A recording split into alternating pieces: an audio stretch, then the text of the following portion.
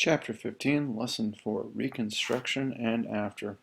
So now the country's been torn apart, the South has basically been destroyed, and so the problem of how to put it back together comes up. And that falls upon Andrew Johnson, a good part of it to that, and then to Congress as well. So after the Civil War, this was the whole issue. How do you rebuild the South? It had been destroyed, its economic system was basically gone. And some felt that Lincoln's view should be followed, which was relatively lenient in letting the states come back in. Others felt that Congress should control the process, and Congress definitely wanted it to be a lot more harsh. So the plans for Reconstruction, Andrew Johnson was a Democrat from Tennessee, and he became president when Abraham Lincoln died. And he was not really popular in a lot of ways. You can tell he doesn't look like a happy-go-lucky sort of fun guy, but he had been brought up poor, and he climbed all the way up to being vice president, so he must have done something right. He'd been a senator from Tennessee, and then when Tennessee became a Confederate state, he stuck with the Union. So one of the reasons why he was chosen as vice president is because he sort of provided an example of how people could be even Southerners and support the Union. Johnson's plan was to follow what Lincoln had suggested he wanted to do, which was to have every state swear loyalty to the U.S. and have the citizens swear loyalty to the U.S. and then to abolish slavery. By fall 1865, every state except Texas had done this. However, there's a slight problem with this, and that's that many of the people who went right back to electing had been leaders of the Confederacy. For example, this guy here, Alexander Stephens, he was vice president of the Confederacy, and he got elected to be senator right away. He'd been thrown in jail for a couple of years, but then afterwards he came back and he was suddenly a member of the Senate, or going to be a member of the Senate, and new state governments passed state laws restricting the rights of freed African Americans, making it clear that they did not have the right to political process, a whole range of things, or just really mean-spirited and wrong things, like you can't vote unless your grandfather voted and things like that. And this comes back later as well. And obviously no one's grandfather had voted who was just a freed slave. They had poll taxes, so you had to pay money to vote, or at least show that you paid your taxes to vote. So, and slaves didn't have the opportunity to do that. So, really cruddy situation, but these are the laws that got put in place by the new Southern governments. They made it illegal to live in some areas. People, African Americans without jobs, could be arrested and forced to work. And Congress refused to admit the states because they said this is not the way it should be. And then they developed their own plan. And that was, yeah, you know what, you guys, if you'd done this with a good heart and actually tried to come back in and treated people fairly, maybe we wouldn't have to do this, but they did anyhow. They did it, so this is what they got instead. The 14th Amendment, Congress said that the 13th Amendment did not go far enough. That was the one that abolished slavery. The 14th Amendment was then established, and this is before all the other states came in. And in no state where African Americans were not allowed the same rights as whites. In no state from the Confederacy. And in 1866, the 14th Amendment guaranteed blacks to have citizenships and the same rights as whites. Johnson opposed it. He did not like it, but it was approved over him. And Johnson, he had a really bad reputation. He had this one cartoonist named Thomas Nast who did not like him very much. This is a famous incident where this is him as this famous Shakespearean character Iago, who in the play Othello goes ahead and advises a black Spaniard who's the hero, kind of the hero of the story, and he gives him really horrible advice that leads to his downfall. And so you can see here he's offering advice to an injured Civil War veteran who's African American. That sort of plays off that idea. So what also they established was this thing called the Freedmen's Bureau, which was a good step in the right direction because it helped freed slaves who frequently had nothing but really the clothes on their back when they were done being slaves. It provided clothing, food, shelter, jobs, legal help, medical help as well. Schools were set up, and a lot of the schools that became the traditional black colleges during this time, or quite a few of them got set up during this time period, or at least started to get set up. And so, big change, obviously, education, a huge, huge thing, a huge, huge step in order to make people that are equal. You need to have an equal educational system. And this is a freedmen's school. But a lot of people did not like that idea. But um, with the falling price of cotton and the Civil War also had made a lot of landowners very poor. So, like I said, it ripped the heart out of out of the Confederate economy. Um, so they didn't have a lot of money to pay. So what they did was they rented land to blacks and poor whites, and then those workers went ahead. Yes, they rented the land, and then they paid back the government or paid back the landowner with a portion of their crops. That could be as much as half of their crop. And really, it was not a particularly good system for the people who were working in it. But in the end, this was the only way that they could survive on some level of having something.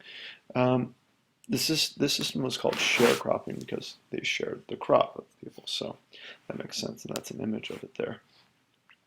Low prices made for very hard times. Many sharecroppers had to borrow money to buy things like food from stores, got into more and more debt, and eventually and some landowners cheated the sharecroppers, and really they just were in a horrible situation where they just could never get out of debt.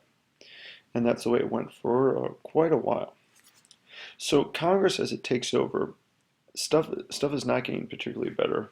The Freedmen's Bureau starts to make some progress, but what they decide to do is they take control. This is this period called radical Reconstruction. And what they realize is they need troops down in the South to make sure that this works the way it's supposed to. So they divided the South into military districts. And there's the 5, 1, 2, 3, 4, 5 military districts. Yeah, Tennessee wasn't occupied because Tennessee had been readmitted. It seemed like a sort of a soft spot for Tennessee, maybe because that was where Andrew Johnson was from. But either way, they had been readmitted at this point. So these states or these districts had basically new laws put into place, and these laws allowed African Americans, freed African Americans, and whites who had been loyal to the Union to vote, and a lot of Confederate leaders couldn't run for office or couldn't even vote. And so that's a huge step in terms of changing around things. This led to many African Americans being elected both locally and to Congress, and the Army was sent down to enforce the law. The South also had to ratify the 14th Amendment. That was the one that said that freed African Americans were citizens and that they had the same rights as whites. So this is a big deal. This guy here is Hiram R. Revels, and he was the first African American senator, and he was elected. Again, it's really cool that he was elected. That during this time of Reconstruction, he served a short time, but then there was another one called Blanche K. Bruce. He ended up going ahead and serving for a full term. But some people actually didn't like that there were a lot of Northerners that came down who went ahead and the Southerners said they were taking advantage of the South's poverty and the South's problems.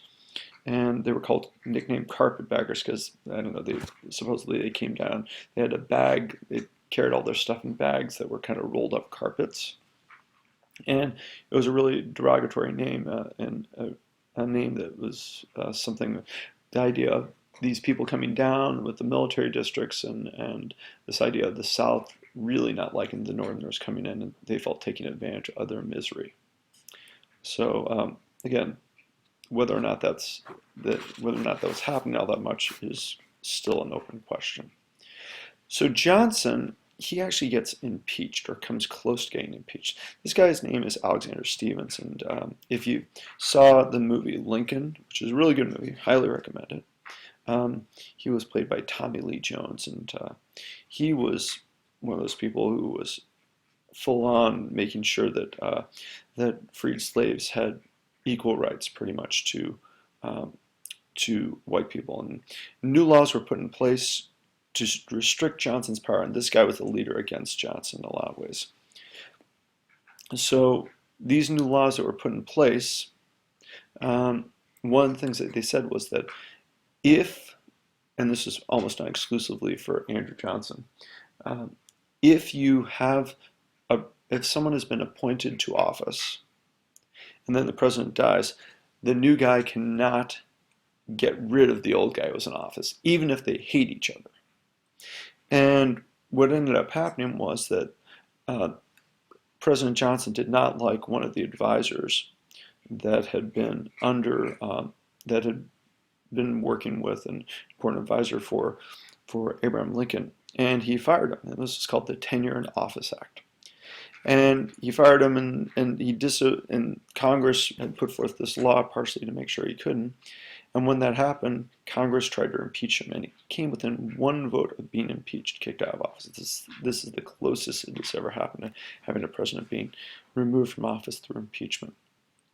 But it was pretty clear now that Congress was in control, and that it was no longer the president that was sort of directing things.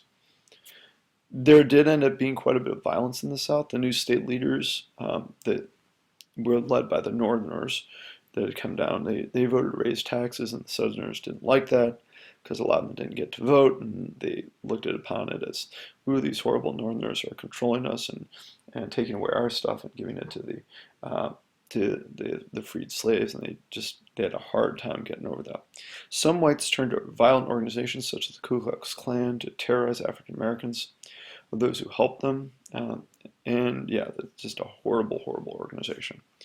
Basically, one of the earliest terrorist organizations, an American one. That just the idea of going ahead and anybody who helped freed African Americans, they were a target for them.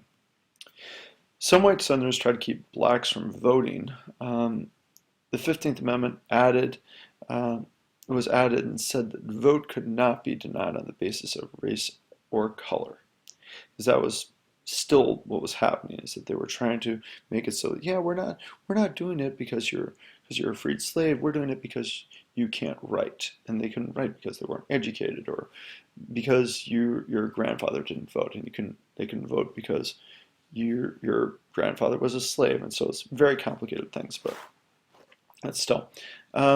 Reconstruction ends during 8 years of Grant as president. Grant became president after Johnson left office in 1868, and then Grant gets elected to 2 terms in office. But what ended up happening during that time period was there was a disputed election between Hayes and Tilden. Now, Tilden was the Democrat, and he was voted. The people in the South voted mostly for him. Some states in the North as well, and Tilden gotten more popular votes, but there was a lot of dispute over 20 electoral votes, and Tilden only needed one more to win, one more electoral votes. There was a deal that was reached where it was agreed Hayes would get all 20 votes, and when that happened, he became president. And part of the deal is that he would remove Union troops from the South, and that was the thing that kept the whole Reconstruction going, because once the Union troops are gone, there's no way of really enforcing this. And so that basically kills Reconstruction in a lot of ways. Maybe Tilden would have done it anyhow, but still. This was looked upon as a betrayal by a lot of the freed slaves.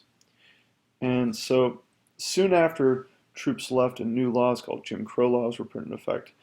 These laws made it so that there were separate schools, trains for whites and blacks. This was called segregation, and also passed laws that made it so that blacks could not vote.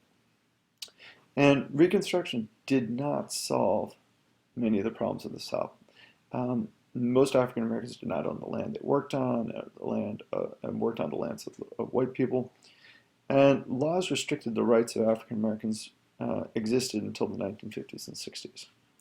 And it took the civil rights movement to really change that.